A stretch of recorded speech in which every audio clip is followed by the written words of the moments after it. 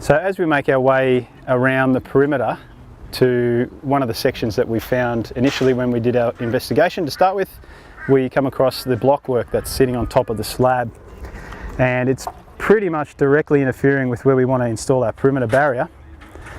As I mentioned before, we can remedy the situation. We need to be able to apply our own form of compression to this slab edge here, and so that we can tie it all back into the perimeter once we're finished. So first things first, we need to make sure that the site is clean, scraping off any excess concrete,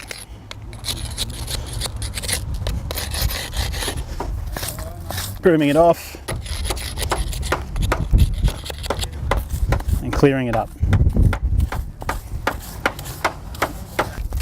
Again, this is where communication with the builder is vital in these situations to try and alleviate these things moving forward too quickly and not being able to install the cordon prior to the block work, which would have been a lot easier. But we can remedy the situation without knocking the block work down. It's just a little bit harder and takes a little bit more time.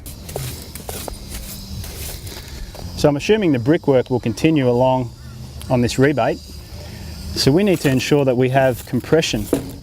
We create our own compression down the face of this slab and onto the top of the slab to stop any any termites from getting between the cordon and the slab. So first things first, we've cleaned off the slab and we need to work out what's the best procedure to remedy this. What are we going to need for this particular installation and rectification work? Essential tools will be some strapping so we can create our own compression. So some simple steel strapping. We're obviously going to need some cordon. We'll need some glue and the nail gun. Essentially there'll be two parts to this installation.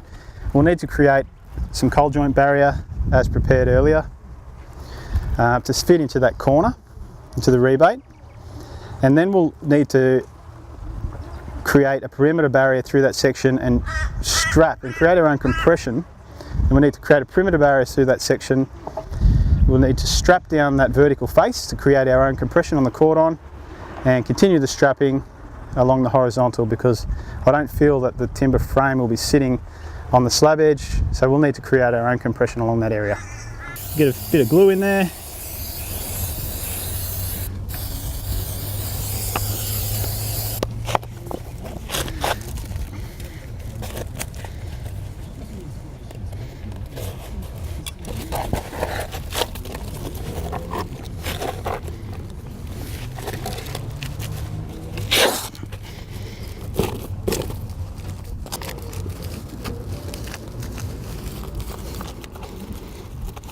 Make sure that we push the cordon right up into the corner.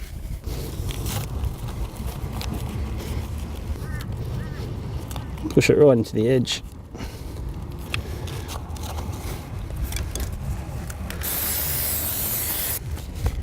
Okay, now for the perimeter. What we want to achieve is compression on these areas. So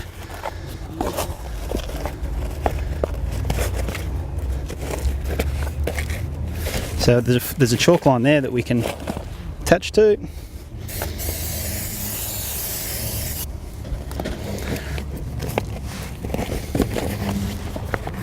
Obviously this timber framing for this meter box is going to be moved later, so we can just get our cordon in there for now. Okay.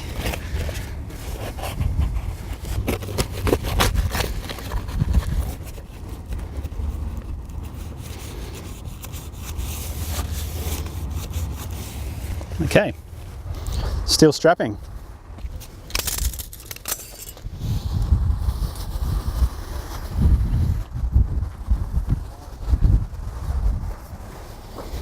Okay, Damien, could you pin that down there?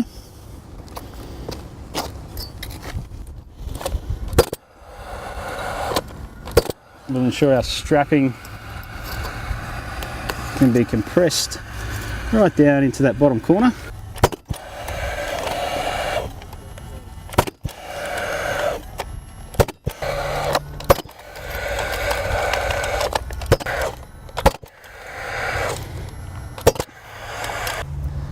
We've created our own compression on the vertical face and continued the compression along This area here is not finished. We will need to add some more cordon into this area at stage 2. Depending on what the builder does here, the concrete, or whether it's a concrete slab in here or brickwork, it's probably going to be a combination of both.